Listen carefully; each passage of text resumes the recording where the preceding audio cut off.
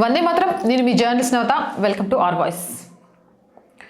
భారతదేశం అనే మహావృక్షాన్ని కూల్చడానికి ఇప్పుడు బయట నుంచి గొడ్డలి వేటు వేయాల్సిన అవసరం లేదు. వేళ్లలో విషం నింపితే చాలు, ఆ చెట్టు దానంతట అదే కుప్పకూలిపోతుంది. అచ్చం ఇలాంటి వ్యూహంతోనే దేశంలో ఒక నిమిషబ్ద నరమేధం సాగుతుంది. అశ్విని ఉపాధ్యాయ్ గారు ది రౌనక్ పాడ్కాస్ట్లో బయటపెట్టిన సంచలన నిజాలు వింటుంటే మన కళ్ళ ముందే ఒక భయంకరమైన డెమోగ్రాఫిక్ వార్ జరుగుతోందని అర్థమవుతుంది. అది అమాయకత్వం ఊయలు ఊగే వయసు, కానీ అక్కడ రాక్షసత్వం కత్తికి నూనె రాస్తోంది. నీ ఇంట్లో ఆడుకోవాల్సిన పసిపాదం మాయావి వేసిన ఉచ్చులో చిక్కి మరుభూమి వైపు సాగుతోంది. వేట మొదలైంది. ఆ వేట ఎక్కడో సరిహద్దుల్లో మొదలవ్వలేదు. రైల్వే స్టేషన్లు, బస్టాండ్లు, ఆకలి తాండవించే మురికివాడలు, ఇవే ఆ మత మార్పిడి మాఫియాకు ప్రధాన వేట మైదానాలు. హిందూ పిల్లల్ని కిడ్నాప్ చేయడం వెనుక ఒక పక్క నెట్వర్క్ నడుస్తుంది. పంజాబ్ నుంచి మధ్యప్రదేశ్ వరకు విస్తరించిన ఈ సిండికేట్ పిల్లలను ఎత్తుకెళ్లి కేవలం మతం మార్చడం లేదు, వారి ప్రాచీన గుర్తింపునే తుడిచేస్తుంది. వాడు హిందూగా పుట్టాడు అన్న ఆనవాలు కూడా ఉంచకూడదని వాడి పేరు, వేషం, చివరికి వాడి ఆలోచనలను కూడా మారుస్తున్నారు.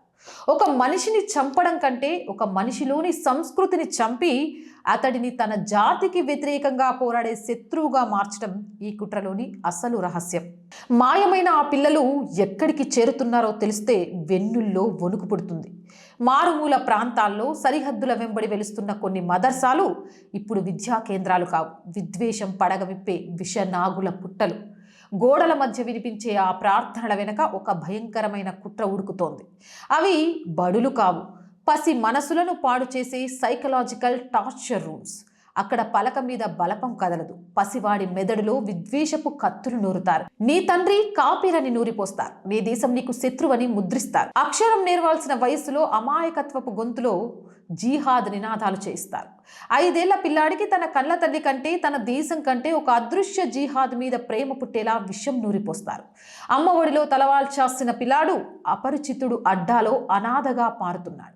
పలక పట్టాల్సిన చేతులతో పగను పెంచుకుంటున్నాడు. రేపు ఆ పిల్లాడు పెద్దయ్యాక వాడు సమాజం మీద దాడి చేసేటప్పుడు తన సొంత రక్తాన్నే చంపుతున్నాననే స్పృహ వాడికి ఉండదు. తన సంస్కృతిని తానే ధ్వంసం చేసుకునేలా ప్లాన్ చేయడం శత్రువు వేసిన అత్యంత పైశాచికమైన మాస్టర్ ప్లాన్. ఇది ది కేరళ స్టోరీస్. ఇది కేవలం ఆరంభం మాత్రమే.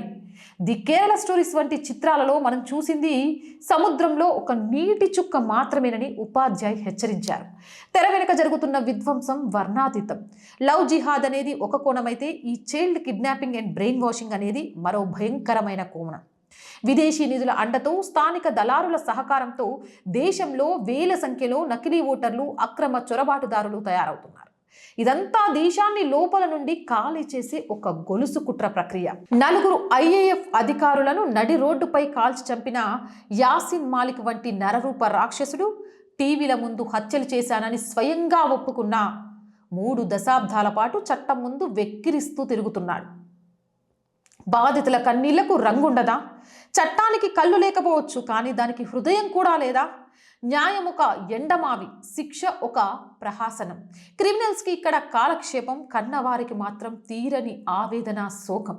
చట్టాల్లోని లొసుకులు నేరస్తులకు పట్టుకొమ్మలవుతున్నాయి. ఒక పిల్లాడిని ఎత్తుకుపోయి వాడిని ఉగ్రవాదిగా మార్చినా మన చట్టం వాడిని పట్టుకోవడానికి 30 ఏళ్లు పడుతుందనే ధీమా ఉంటే వాడు మీ పసిపిల్లలను ఎత్తుకుపోవడానికి భయపడతాడా? ఈలోగా ఇంకెంతమంది బలవ్వాలి, ఇంకెన్ని పసి మనసులు విద్వేషపు మంటల్లో మాడిపోవాలి. న్యాయమూర్తుల వ్యాఖ్యానాలు మారవచ్చు, తీర్పులు మారవచ్చు, కానీ అక్కడ బలైపోతున్న పసి ప్రాణాల వేదన మాత్రం మారడం లేదు. మన చట్టాల్లోని 1861 నాటి పోలీస్ యాక్ట్ లాంటి బ్రిటిష్ కాలపు లొసుకులు ఈ వ్యవస్థీకృత నేరానికి ఇంధనంగా మారుతున్నాయి. ఆఖరి హెచ్చరిక, ఇది కేవలం ఒక పాడ్కాస్ట్లోని చర్చ కాదు, ఇది మీ ఇంటి తలుపు తడుతున్న విపత్తు. మనం అగ్రరాజ్యం కావాలని కలలు కంటున్నాం, కానీ లోపల పురుగులు మన పునాదులను తొలిచేస్తున్నాయి. అశ్విని ఉపాధ్యాయ్ గారి విశ్లేషణ ప్రకారం భారతదేశం తక్షణమే ఒక గట్టి మత మార్పిడి వ్యతిరేక చట్టం మరియు సమాన పౌరస్మృతి అంటే UCC తీసుకురావాల్సిన అవసరం ఉంది. లేదంటే మన భద్రత కాగితాలకే పరిమితమవుతుంది. నిన్న నీ పక్కింటి పిల్లాడు, నేడు నీ వీధిలోని బాబు, రేపు నీ ఇంట్లోని కన్నబిడ్డ ఎదురు తిరిగితే ఆ తట్టుకునే ధైర్యం నీకుందా? మేల్కో, లేకపోతే నీ చరిత్రను నీ రక్తంతోనే రాసుకోవాల్సి వస్తుంది. మాయమైన పిల్లాడు తిరిగి రాకపోవచ్చు, కానీ వాడు ఒక మారునాయుధమై మీ తలుపు తట్టే రోజు మాత్రం దగ్గరలోనే ఉంది. ఈ ఏదైతే పాడ్కాస్ట్ ఉందో ఆ పాడ్కాస్ట్కి సంబంధించిన లింక్ కూడా కామెంట్స్లో పెడతాను, చూడండి. చాలా చాలా బాగుంది, ప్రతి ఒక్కరు చూడాల్సిన వీడియో. జై హింద్, జై భారత్. మోర్ వీడియోస్ కోసం ఆర్ వాయిస్ ఛానల్ వెంటనే సబ్స్క్రైబ్ చేయండి. ఆర్ వాయిస్ పొలిటికల్ రెండు మన ఛానల్సే అండి, ప్రతిరోజు చెప్తున్నా. So please subscribe our channels.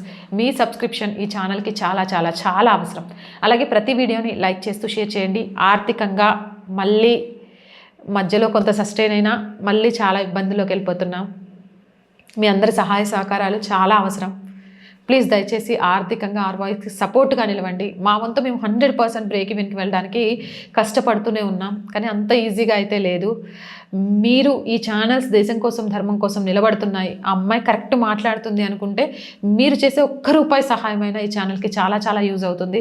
So please support చేయాలి అంటే సబ్స్క్రిప్షన్ పక్కనే జాయిన్ అనే బటన్ ఉంది. 1 to 5 లెవెల్స్ ఉన్నాయి, ఏదో ఒక లెవెల్లో సపోర్ట్ చేయండి. లేదా స్క్రీన్ మీద గూగుల్ పే, ఫోన్పేతో పాటు అకౌంట్ డీటెయిల్స్ ఉన్నాయి, మీకు తోచిన సహాయాన్ని అందించండి. వ్యాపార ప్రకటనల కోసం 8328500576 నెంబర్ని సంప్రదించండి. జై హింద్, జై భారత్.